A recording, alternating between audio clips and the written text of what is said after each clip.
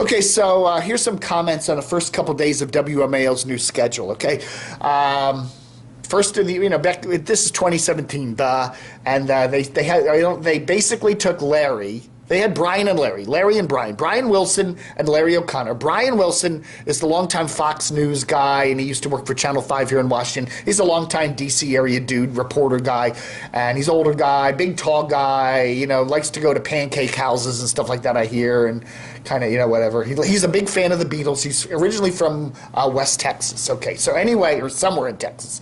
Anyway, and then you have Larry, who's kind of the metrosexual. He's straight, though. I mean, he sometimes doesn't act that way, but he is straight. He's been married several times, got a bunch of kids, just got remarried to a beautiful, beautiful woman. Oh, my God, I don't know what she sees in him. But anyway, he's from Michigan, and he used to work for Breitbart, and he's deceiving because he looks like a fairly normal guy, but he is kind of wackadoodle in terms of his politics, and he's one of those Breitbart people. So anyway, these two guys, they put them together on MAL a couple years ago, and they're very enjoyable. They got together real well. I like the interplay between them. Brian's kind of old school conservative, and Larry's kind of Broadway almost. He likes show tunes. He's kind of hip because he's got some kids, and they seem to kind of clue him in on things. And they have a nice mix. And the show always had a nice, even though they got into right-wing politics mainly, it wasn't mean-spirited. It wasn't like a Michael Savage show or listening to Limbaugh or some of those righty talkers. It wasn't like Chris Plant, who screams and yells and is angry all the time. It was a nice show. And I'm a liberal, okay? And I enjoyed listening to it because even though I didn't agree with the two guys, I enjoyed it. They had a nice banter. If you listen to the old days of WMAL, they had Andy Parks and Fred Grandy on same kind of thing. I disagreed with them, but they had a nice chemistry going along, okay? So yeah, and so what they did at MAL at the beginning of 2017 is they took them apart. They gave Larry the afternoon show, got rid of Michael Savage. And Larry was doing an hour there in the afternoons, but now he's doing the whole 3-hour, 3 to 6 chunk. And now Brian's by himself in the mornings, and they pair Brian up occasionally with some of these women kind of Trumpists, whatever.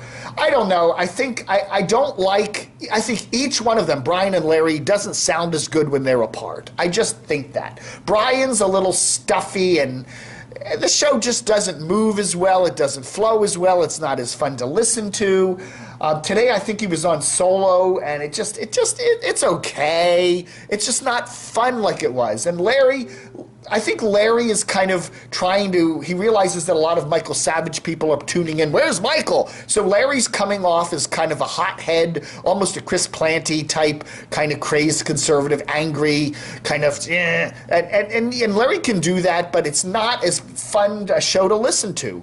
And I have to say that, for diehard conservatives, they're probably going to keep listening or whatever, but the Washington market is a very liberal market, and a lot of folks that I think listen to MAL are liberals, and they just like the personalities, and they can put up with the politics if it doesn't get too personal. And it's like me, and I think a lot of MAL's listeners are like that, especially to their local shows in the morning and afternoon. And I think MAL's making a mistake. I don't know. I think in a way maybe what MAL should have done is kept Brian and Larry together in the mornings and then done something completely new in the afternoons with Michael Steele, the former Republican GOP lieutenant governor from Maryland, mixing him up with somebody else, getting a whole new team in the afternoons. Breaking up Brian and Larry, I don't know. It's not working. I'm not happy with what I've heard the first couple days of this year on MAL with their local lineup. So I'm just saying it could change. Maybe they'll tone things down and change things as they go along. It's only the first week, but that's my guess. That's my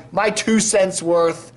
They need each other, Brian and Larry. I don't know. It just they have a nice chemistry together, and it seems silly to break them apart. Vlog over.